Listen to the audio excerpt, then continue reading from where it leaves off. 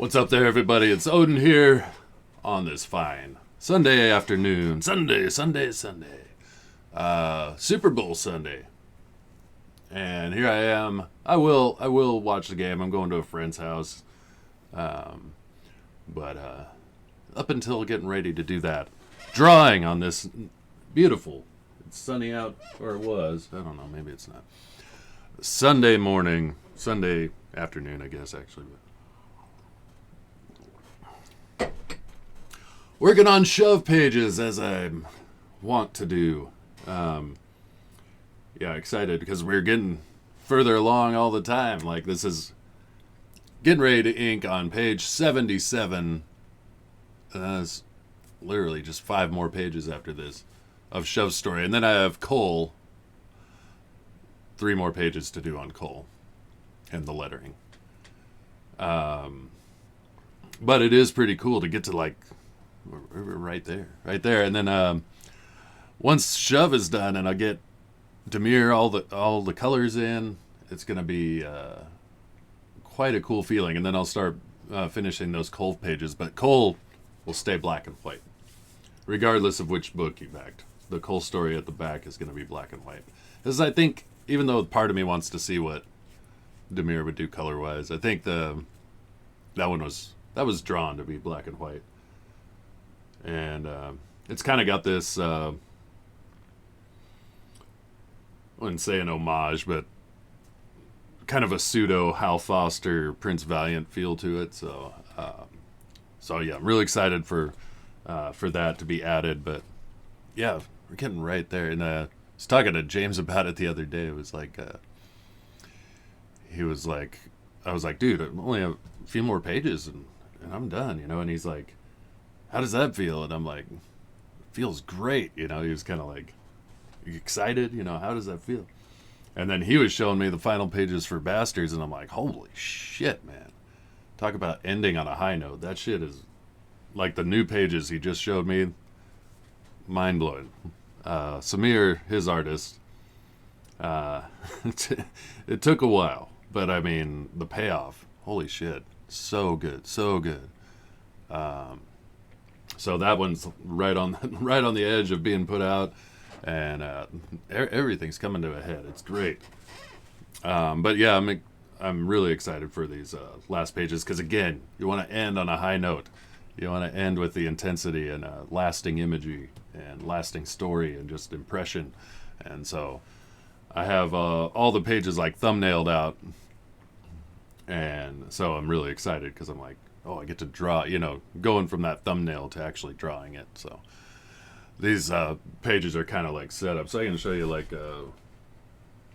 that previous page, 76, but like, so I always like showing this, even though people are like, oh, is that a spoiler? I'm like, you're not going to figure it out just on these quick little flashes. And that's the other thing. I don't like just leaving it up there and, just flashes, so you guys get an idea. But yeah, moving right along, and very excited. So yeah, we got like I said, Super Bowl Sunday, and I love football. I played football. I love watching it. It's my favorite sport, even though MMA is a close second. I love competitive sports because they were very important in my life, most of my life. My dad played football, played baseball, played basketball. Yeah, we were kind of, those 3 sports we were kind of raised on. Then my dad got really into karate, and so raised there also. So that's always the stuff that, like, but the more aggressive the sport, the more I like it. That's why I like MMA and football. They're very violent, and yeah, I dig that. And I think that's why I liked playing them, is because, like, it's a challenge for you physically against somebody else, your opponent. And, you actually have to, you get to see where you rank, like, what's the term I'm thinking of? But you find out, just a lot about yourself. You want to think that you're capable and able, and it's like you're going against somebody else who's like that. You want to think that you're aggressive and intense, so you're going against somebody else who's like that. So you really have to like, just battle that intensity. It's a fight, and I don't know. It's in the nature of man to want to challenge yourself against other men and see like where you stack up. That was the term I was looking at. Where you stack up, physically. But now I'm getting to an older age. I stopped playing football. I remember the last time I played flag football and how much it kicked my ass going against guys that were younger, stronger, and faster. And I went, man, I'm losing it. But, it happens. I'm still in okay shape, but I'm just getting older. And it hurts a lot more. Like the soreness on your body, especially if you're not doing it regularly. But you just don't recover as fast after 40, But it is cool when you see like MMA fighters like into their 40s, and you're like, wow, pretty impressive. So you don't see too many football players in their 40s unless they're playing quarterback. So anyway, yeah, I'm a football fan, and growing up in Colorado, I've always been a Broncos fan, and it is lean, hard times for us Broncos fans. And so the best thing we have right now is rooting against the Chiefs because they're really good. So I'm not some huge Eagles fan, but I am definitely rooting for the Eagles tonight. Because even though I think they're the better team, I think the experience and really eliteness of Patrick Mahomes and the Chiefs will carry the Chiefs. And maybe some referee help. I think that's going to happen again. It's just one of those things. But I do think the Eagles are the better team all in all. But I think the quarterback play, the experience, and just his elite ability. I hate saying it because I can't stand Patrick Mahomes. I have to not like him because he's a fucking Chief. And either way, I'll watch the game with great intrigue. The two best teams really pretty much all year. So, the AFC, you could make an argument for the Bengals, maybe the Bills. But in the NFC, there really wasn't much of an argument. The Eagles were the best team pretty much all year long. So it should be fun. And going to my buddy's house, he just bought this house. And I mean, him and his fiance, they just sunk everything. And this fucking house is like ridiculous in this super upscale neighborhood, And then that basement, I mean, he's got like the giant ass projector TV with like, pool table, and then he's got TVs everywhere. He's got a wet bar, all this sports stuff. He's a sports guy, and it's pretty cool. I went to his house a few weeks back, and we played pool and watched some sports, but just kind of hung out. And I was like, man, what a place. But it's not my style. Like, I don't like excess. Even if I could afford it, that's another reason. Sometimes you're just like poor. You're like, I don't like excess, and you're like, it's because you don't have money for it. But it's more than that. It's like just my personality bent. I'm like, I wouldn't. And if I went excess, it would be like a study or something, like really nice, quality hardwood furniture and things like that. Like super nice. The smell of rich mahogany. That would be more my thing. I'd like, that would be cool. But like the man cave kind of stuff, not really my thing. And even a lot of people in like comic book fandom, we have like toys and statues and stuff. And I would probably do some of that, but that's not really, I would want it to be like a real classy study, old school style. Yeah. And maybe I wouldn't need a wet bar, but there would definitely be, there'd be whiskey. And maybe go back to the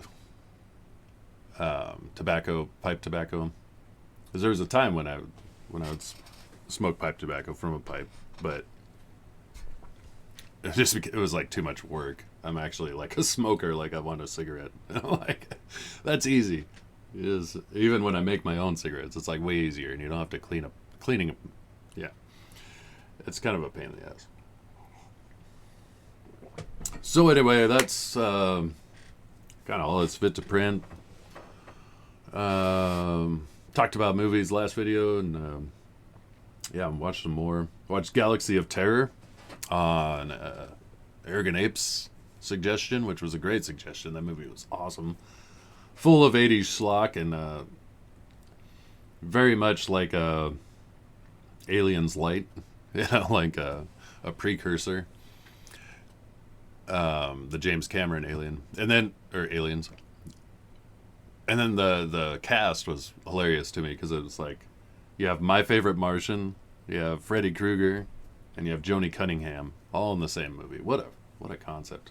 What a country! So that was cool. And then I was talked about that 80s horror documentary that I really enjoyed, but it was like I saw part 1.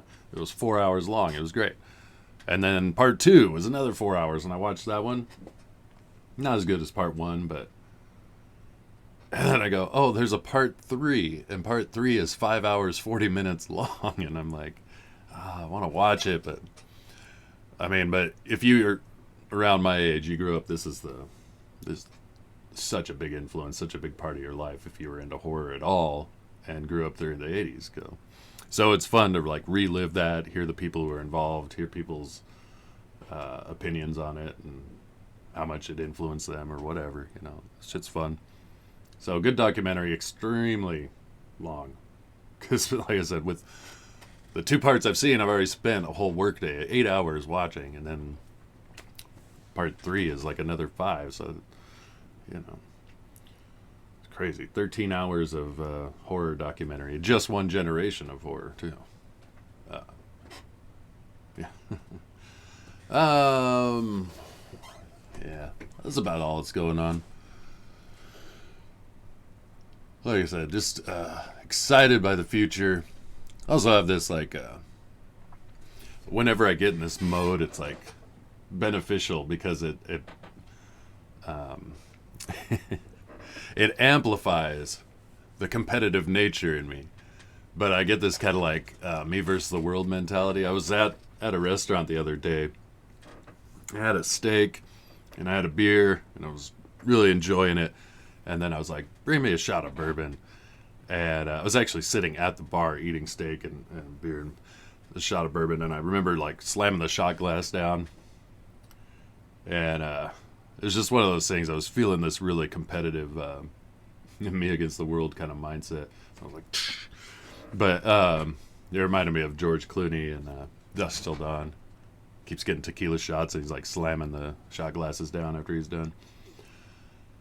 And Harvey Keitel turns to him. He's like, "Are you so stupid you can't realize when you've won?"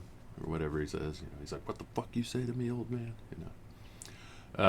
But George Clooney was so badass in that. I was like, yeah, I like that.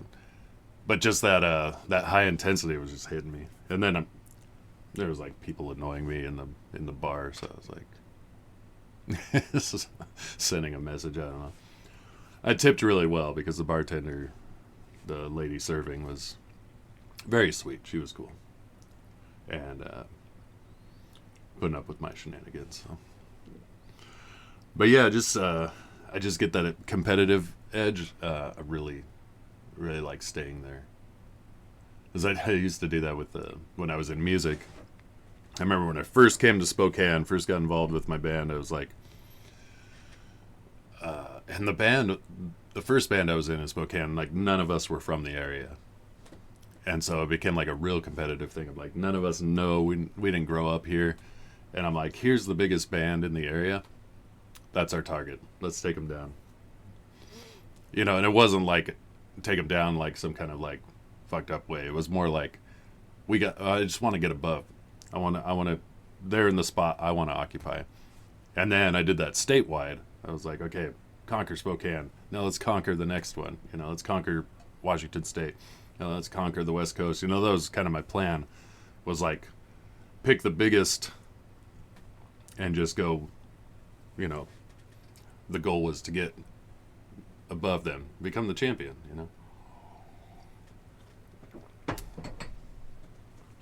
We'll see. Anyway, that's all I got. Yeah. So, as always, I want to thank everybody who's been involved in, this whole process of, like I said, we're getting on page 77. It's a lot of pages, and seen a lot, in the process of making this, and I've learned a lot, and I've also grown, and like each page you're like learning new things. The more you draw, especially sequential storytelling and things like that, the more you start picking up on things that you don't know till you actually do it. And so you have to just like put in that time and just keep doing pages and pages after pages, and you start to like build this understanding to where it's more natural. You're like, okay, I know what up without having to think too hard on it, or you can look back at other stuff and go like, oh, I would have done this different, but you're not gonna spend time like worrying about that. But that growth arc, and it's constantly evolving too, hopefully. But yeah, you just got to put in the time. And so through this whole process, it's been a lot of learning, but there's also been, lots of people, at different stages of this whole thing that have come and gone in life. And but regardless, if you're a part of the timeline, very thankful. And, it's all building to this head. And for me, for a lot of people, it's like they put out the money and they're excited, hopefully, to get the product, the book. But for me, this is like my life, every moment I have. And so to wrap it up is going to be one of those awesome feelings. And and then it's on to the next one, which I'm really looking forward to that next step. Like, this one's done and in the rear view, you're still selling it and marketing it, but you're working on the next. It's going to be fun. So anyway, everybody who's been along with me on this journey, whether you've been there the whole time or whether you've fallen off, it doesn't matter. Like, thank you for being part of the journey. And thank you, especially to everybody who's promoted it, backed it, especially the people who back it. It's not lost on me how much that investment means to me, and the success of this. So, yeah, I'm just excited. So anyway, I'm going to wrap the video up. You're going to get ready to go watch the fucking Super Bowl. And go Eagles, right? Go anybody but the Chiefs. How about that? So until next time, this is Odin. Take care. Be pure awesome. Kick ass. Approach everything with power, integrity, and awesomeness. And we'll see you next time.